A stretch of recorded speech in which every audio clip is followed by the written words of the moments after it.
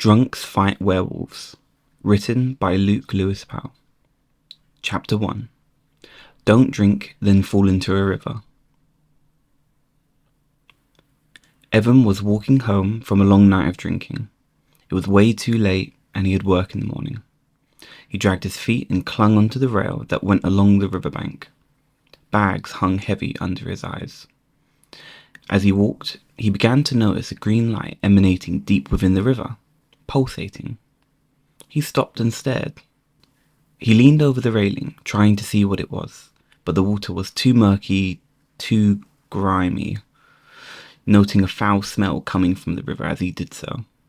Evan's non-premium Spotify decided to play a very strange song. Just throaty, guttural sounds. He scavenged around his pockets, slipping his finger past his keys and eventually wiggling the phone free from his pocket. He pulled it out, and in one motion flung it over the rail. Shit, shit, shit. He quickly extended himself over the railing. Somehow, by some miracle, he had pinched his phone between his middle and index finger. He looked at his phone. The song had stopped. That could have gone terribly, he chuckled to himself, the alcohol in his system making the moment feel less serious. What Evan hadn't noticed was a strange seaweed-like substance slowly wrapping itself around his leg. He placed his phone back in his pocket before his body hit the ground. He had been upended and was slowly seeping into the river. Help! Somebody help me! It was too late. He lost what little grip he had on the railing and was dragged under. Chapter 2. Medieval people listen to Spotify. Evan relentlessly pulled at whatever had him in its snare. Thrashing, his body grew tired. No, I'm not dying like this. Evan used all of his strength to pull away, then had an idea. He dashed his hands into his pocket, desperately trying to find his keys. Pulling them out, he sawed at whatever held him. Come on, come on, come on! He could feel whatever it was begin to fray, then tear. He swam up with what little strength resided in him. His head bobbled out of the water. He gasped. He felt his fingers claw into something soft. Pulling himself back onto land, he vomited up a mixture of alcohol, river water, and some kind of green moss he must have swallowed, making him feel the need to vomit again. I'm calling in sick tomorrow.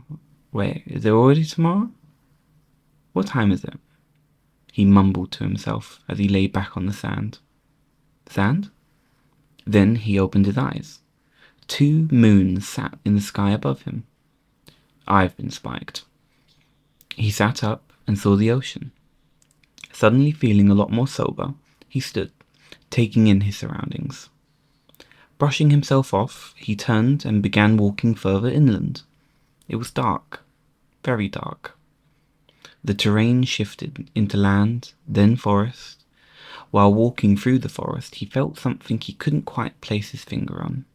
But he continued anyway, fighting off the fear that hung in the back of his mind, not allowing it to creep in. Every sound, every shadow made him nervous. Through branches and overgrown vegetation, he saw a light, deciding that should be the direction he headed in. A quiet whisper of a man spoke behind him. Don't be in such a hurry. Come closer. I'll help you. These woods have been dangerous as of late. Evan turned to see a 7-foot-tall creature covered in fur. Its features were indistinguishable, all but its eyes. Its eyes screamed of death. Evan began to run, crashing through bushes, tree branches, and finally into a wall. Looking up, a man stood holding a torch. The man reached down and pulled Evan up. The creature stopped where the light couldn't reach. Hiya, fella. Didn't think you were going to make it. The man dressed like a medieval knight, or maybe some kind of guard. Evan realized he didn't know what this man looked like, but was thankful nevertheless. The guard pulled out a silver coin and handed it to the other guard on his right. I said I didn't think you were going to make it, but he thought you would. The man shrugged. And where is it you hail from, young man? You look strange, said the other guard. They stared at him, puzzled. I'm from Kent. Evan looked back at them, equally puzzled. Kent? Yes, Kent. You talk strange too. Come now, you're soaking wet for some reason. Let's get you to a fire. Evan followed the two guards. They held spears and led him through a very old-looking town. The buildings and the people were dressed like something out of Game of Thrones, Evan thought to himself. So, if this isn't Kent, where are we? The guards laughed and looked at Evan. Oh, you're serious. This is the Enchanted Woods. Can we still call it the Enchanted Woods? It's more like the Cursed Woods now. The other guard chuckled to himself. Evan stayed quiet. They arrived at their destination, a large building with a swinging wooden sign. What does that say? I can't read it. What language is that? We all speak Old God around these parts. I'd thought you'd known, since that's what you have been speaking. The guards laughed again, giving each other a glance of unease. You're a strange one, son. Go on now, get towards the fire. Evan stepped inside. The sounds of clinking cups, laughter, and conversation died as he stepped into the room, a seriousness that he could not quite put into words. Evan awkwardly shuffled towards the fire, warmth pressing against him. Across the room, two guards stepped towards an older woman, red hair, tough-looking, and wrapped in the pelt of a large animal. Evan felt very out of place, confused, tired, and hungry. I just wanted my kebab and to go home, he sighed. The red-haired woman stepped closer, quickly turning on her heel and yelling at the guards. He's as summoned. Look at him. She turned back to Evan. Can you tell me your name? Do you know where you are? She spoke softer, but her face looked very serious.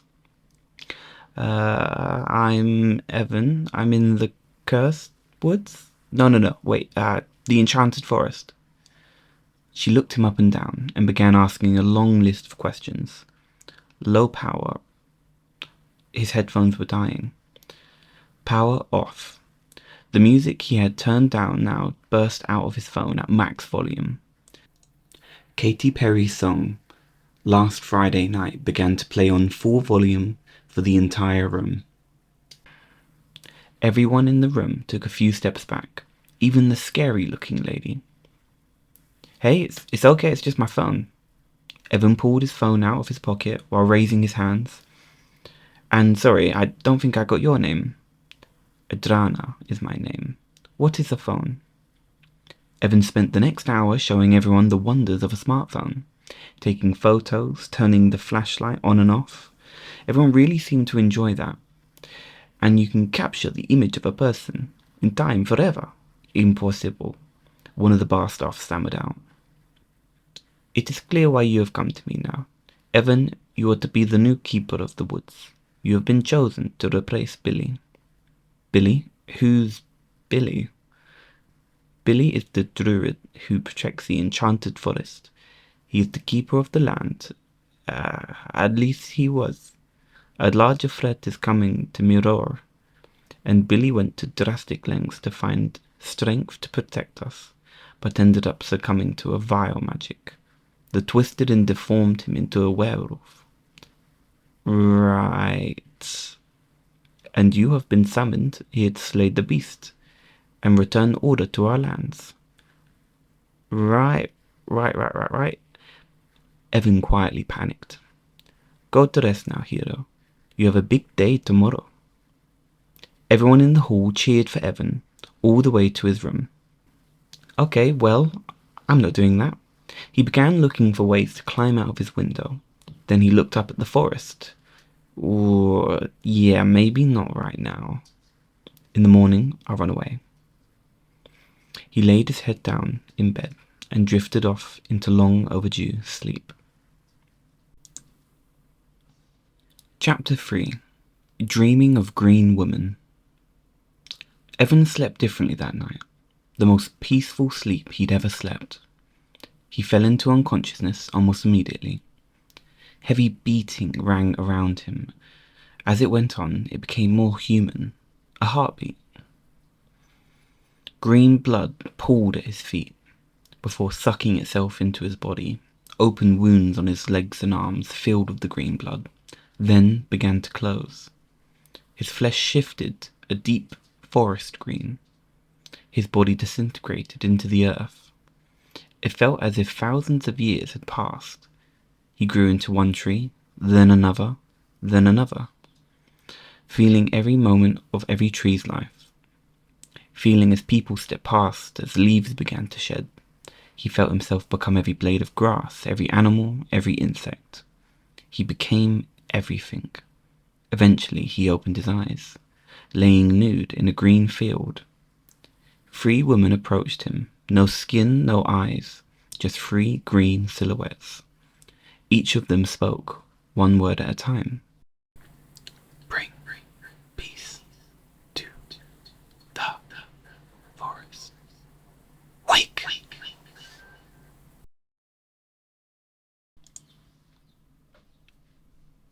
Chapter 4.